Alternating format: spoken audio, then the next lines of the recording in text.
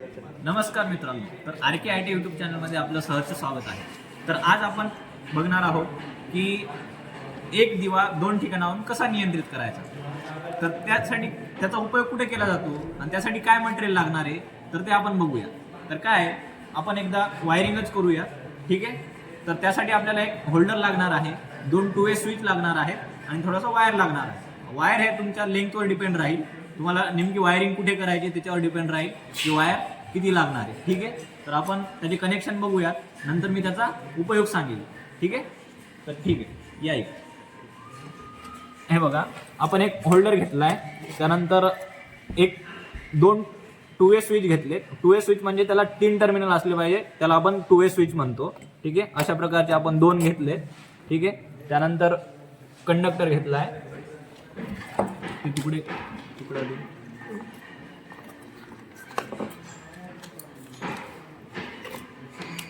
हे बघा, अशा प्रकारचे 2 कंडक्टर घ्यायचे, ठीक आहे. आपण त्याचे कनेक्शन करून घेऊया.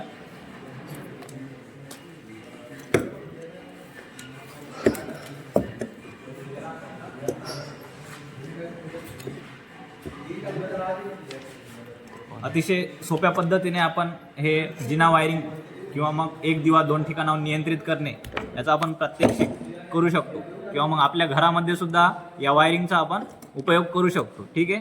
तुम्हाला जर ही वायरिंग घरामध्ये करायची असेल तर त्यासाठी कोणताही टेक्निशियन किंवा इलेक्ट्रिशियन घरी बोलवण्याची आवश्यकता नाही आहे. तुम्ही घरच्या घरी या व्हिडिओद्वारे तुम्ही प्रॅक्टिकल करू शकता. अत्यंत सोपे कनेक्शन आहेत मित्रांनो.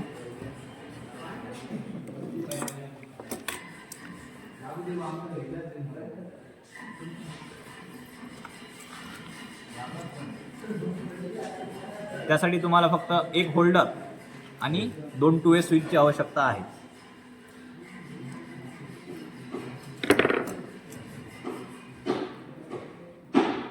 बघू शकता कशा प्रकारे आपण कनेक्शन करत आहोत. जर हे 3 टर्मिनल आहेत तर ठीक आहे. हे बघा, स्विचचे 3 टर्मिनल आहेत, तर 3 टर्मिनलमध्ये 2 टर्मिनल आपण कंडक्टर जोडलेला आहे. इकडच्या आपण स्विचच्या 2 टर्मिनलला आपण कंडक्टर जोडलेला आहे. तर अशा प्रकारे ही वायरिंगचे स्विचच्या आपण अशी वायरिंग जोडून घेतलेली आहे. हे बघा, बघू शकता स्विचचे 3 टर्मिनल आहेत. 3 टर्मिनलपैकी मधला टर्मिनल सोडून खालच्या आणि वरच्या टर्मिनलला आपण कनेक्शन केलेले आहेत, बघू शकता. आणि हाच वायर इकडे गेलेला आहे या 2 वे स्विचमध्ये. बघा, 2 ठिकाणावर आपल्याला 2 वे स्विच लावायचे.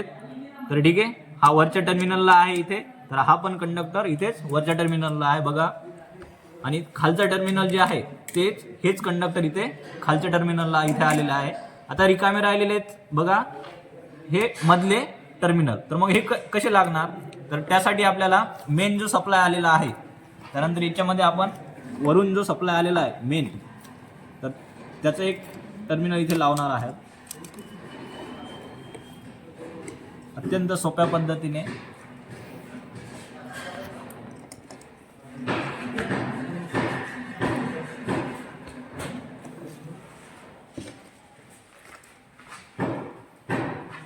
बघू शकता मित्रांनो. त्यानंतर याला आपण आधी काय करू, आता राहिलेत होल्डरचे कनेक्शन. तर होल्डरला आपल्याला माहिती आहे की एक फेज आणि एक न्यूट्रल लागत असतो. तर आधी आपण न्यूट्रलचे कनेक्शन करून घेऊयात. आणि मेन लाईनवर तुम्ही काम करत असताना, चालू लाईटवर काम करत असताना नेहमी अगोदर हा न्यूट्रलच जोडायचा असतो, त्यामुळे मी इथे न्यूट्रलच जोडतो, ठीक आहे. आता स्विचला फेज गेलेला आहे, इथे न्यूट्रल पण आलेला आहे. आता राहिलेले आहेत होल्डरचं एक टर्मिनल आणि स्विचचा एक टर्मिनल. तर ठीक आहे, आपण हा स्विचला इथे जोडून घेऊया.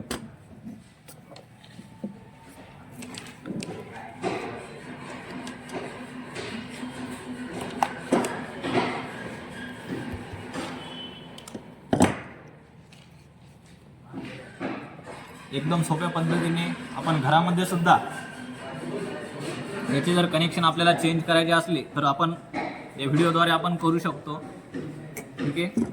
एवढा सोपा व्हिडिओ आपण इथे व्हिडिओच्या द्वारे आपण दाखवण्याचा प्रयत्न केलेला आहे. बघू शकता मित्रांनो, तर आपली जिना वायरिंग जी आहे ती तयार झालेली आहे अवघ्या 2च मिनिटामध्ये. ठीक आहे, बघू शकता तुम्ही कनेक्शन.